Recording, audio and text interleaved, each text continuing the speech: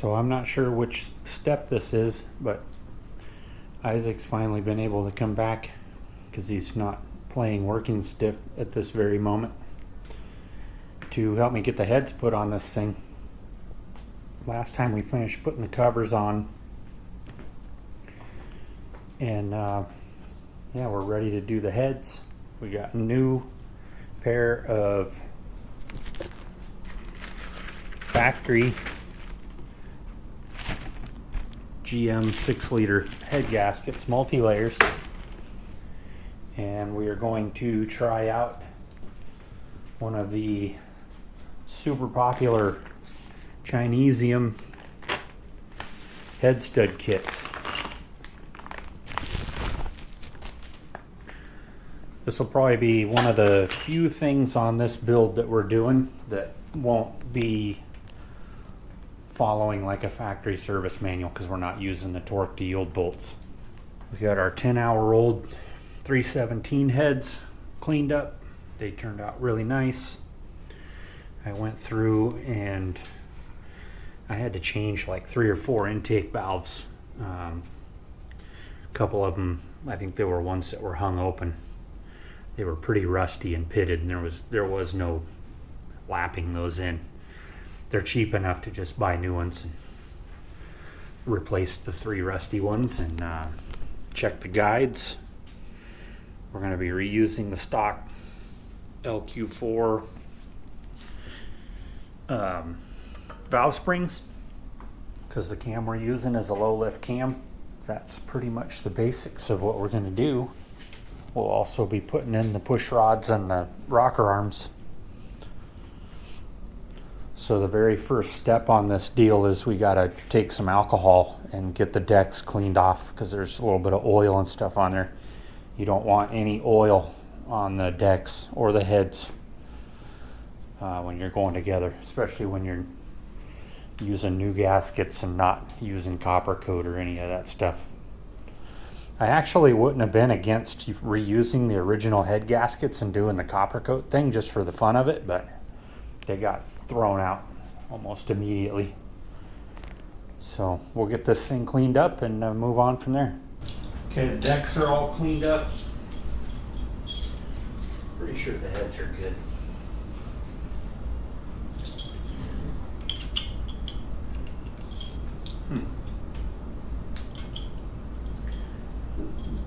The Chinese dowels that I bought, they kind of suck a little bit.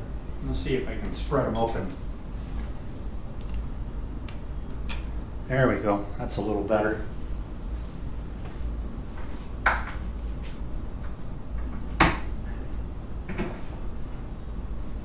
You want these dowels to actually be kind of tight in there because they're locating stuff. You've got mail. That's much better. I think we're going to experiment with putting the studs in. When the engine's not in the car, you can usually put the studs in and slide the heads over the top of them just fine. Sometimes in the car there's too many obstacles to slide the head down the studs. I didn't mention it before. There's 2 different styles. There's early head studs or bolts and late. This is a late design, so 2004 and later. So all the main head studs are the same length. In the early ones, which is the style we have in the Corvette, there's 2 different lengths of the main studs. These are covered in oil already, so I'm just going to leave that be. We're going to run these in and just run them in until they bottom out, but don't tighten them.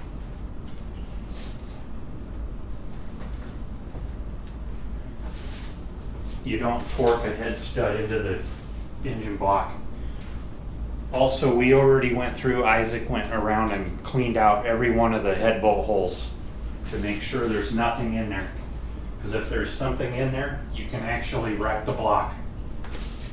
You want to use a wrench?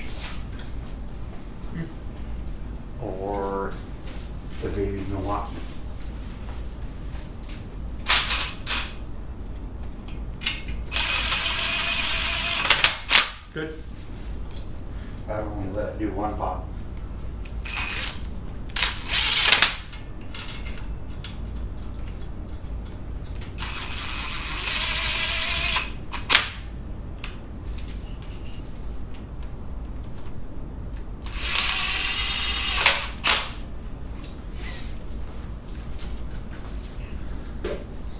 Some of you guys might have seen it already, but there's a YouTube channel called Torque Test Channel. And he did a very good video representation of testing a bunch of different head bolts and head studs, comparing everything basically to the high-end ARP studs. And the Chinese head stud kits actually performed better than a lot of people give them credit for. They're definitely not an ARP, don't get me wrong, but they're not bad either. I would rather have these than dealing with torque to yields. I know some guys even reuse the torque to yields, but not terribly keen on that, especially for a long-term project. LS head gaskets are always marked very clearly. You cannot screw them up unless you just completely get sidetracked and distracted. So these corners are going to key onto the dowels.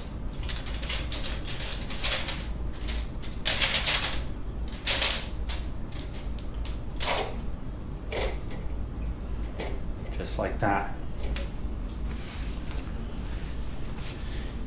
And I think originally I was debating on not using the top studs and just using the factory LS bolts in the top holes, because the failures that people have had with these Chinese head stud kits aren't the main studs, it's the little ones. But after pondering it for a bit, I think we're going to use the little ones, and we're just not going to tighten them very much. Sloppy Mechanics has proven over and over again that you can run one of these engines without those bolts at all, and it doesn't do a damn thing. It works just fine.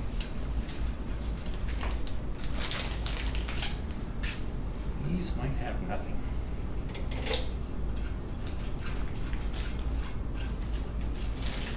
All right, go ahead and hoist that head on there and let's see how it slides down the studs. So we got everything in place. Got to be really careful that you don't knock the head into the studs and scratch the deck. Our front is on the front.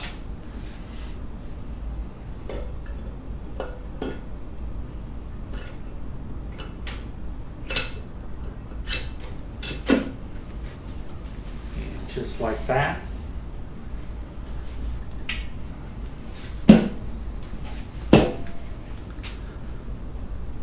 Definitely a good call spreading those stupid Chinese dowels out so that they're actually tight. You want to have to kind of wiggle the head on so that it's being located.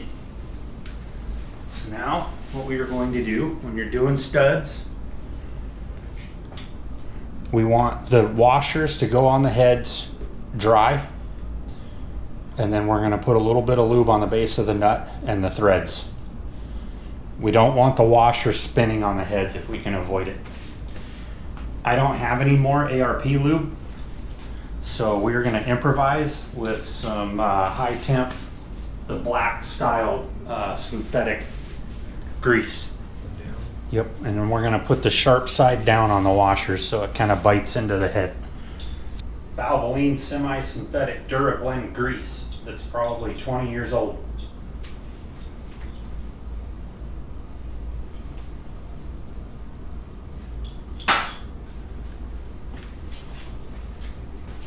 What about them?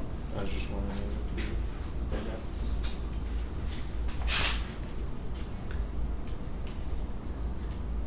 I'll put a little bit of grease on the threads. Some kind of metric.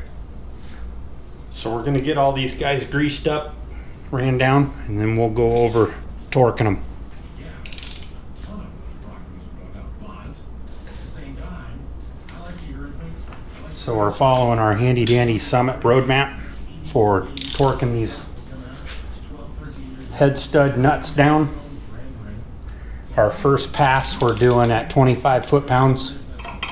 Second pass we'll do at 50 foot-pounds.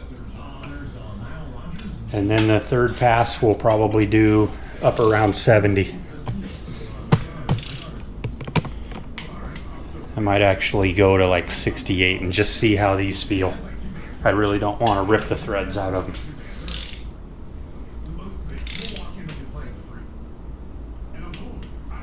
We went ahead and stuck the other head on so that we don't have to reset the torque wrenches twice.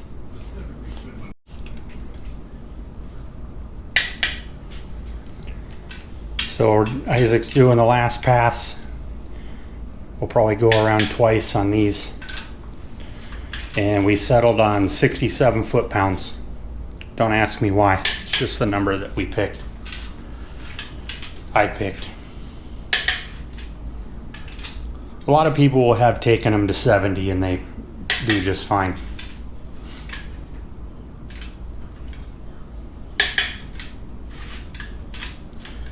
But so far they don't seem to be doing anything stupid at all. And I think the wheel bearing grease is working perfectly.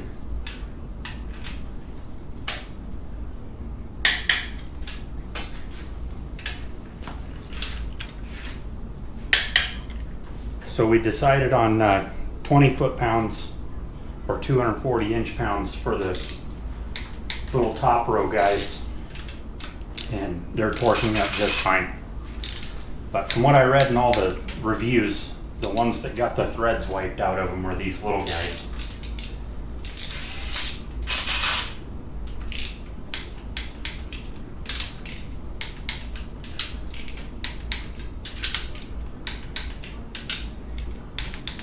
And they would probably hold 25, but I don't want to strip them out if I don't have to.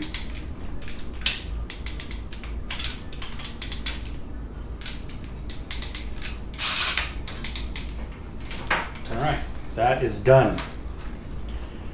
Now we can move on to putting in the push rods, and we're going to go over the fastest way to torque the rocker arms down. Some guys insist that you have to roll the thing over to every single cylinder with the lifters on the base circle, and I like to do it the way where you use a map and you put number 1 at top dead center and you follow the map and torque half of them and then roll the engine over 360 degrees and then torque the other half following the map. And then there are some people that just don't care and they just jam them all in against the cam. And you can do that, and a lot of times it works just fine until the one time you rip the threads out of the cylinder heads. Then you won't think it works too fine anymore.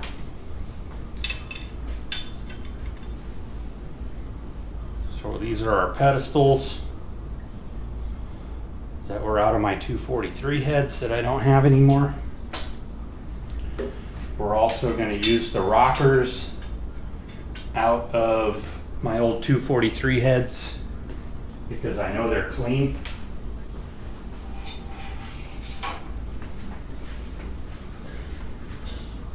The rockers that came with this motor sat out in the dirt. Stupid camera turned off on me again. I don't know what's going on with this antique. So we're going back together with stock push rods. They're 7.40s, regular old default stock GM push rods. Like I said in other earlier videos, this camshaft is meant to be used on stock valve train. It's a low lift cam. I put a little bit of assembly fluid on the tips, and then we will go through and put a little bit more assembly fluid on the rocker where it's going to be on the valve stem. A little bit there, and then we'll get them all set in place, and then we'll go over torquing them. First I got to blow all the little bits of silicone out of them. These were formerly on ported heads, and on ported heads you have to put a little bit of silicone on the bolt to keep the engine from sucking in oil. but we don't have that problem here. So we got all the rockers cleaned up and little assembly fluid. I did verify number one top dead center, number one cylinders on the base circle. So we ran those down. You can feel the preload on the last couple of turns. There's no reason for this push rod length not to really work on this engine. So now this is where we're gonna start. Instead of just going hog wild and jamming all of these down, we're gonna follow the road map and run them down and torque them as we go until we're done.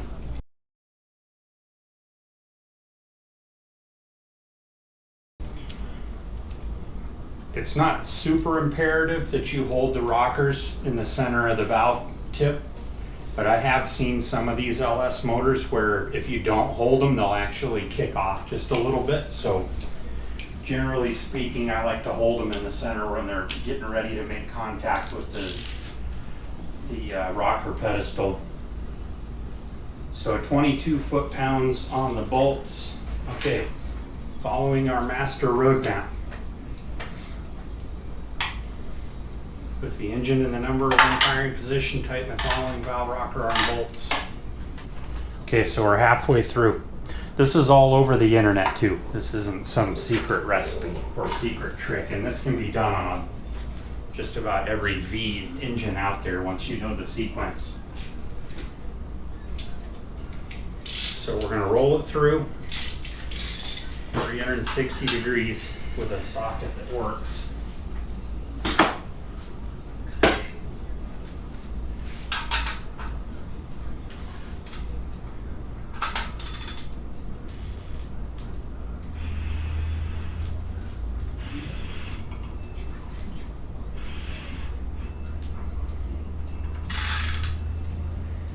The exhaust valve rocker arm bolts on 3, 4, 2, 4, 6. Battery died on the other camera. We got all of our map done, and then we did a once over on all the bolts at 22 foot-pounds still.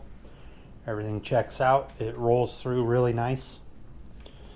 We're going to go ahead and stick the valve covers on next, but Isaac said, screw y'all. We're not going to put that on films. It's really not hard. You put the gasket in there and 4 bolts and spacers and tighten them down.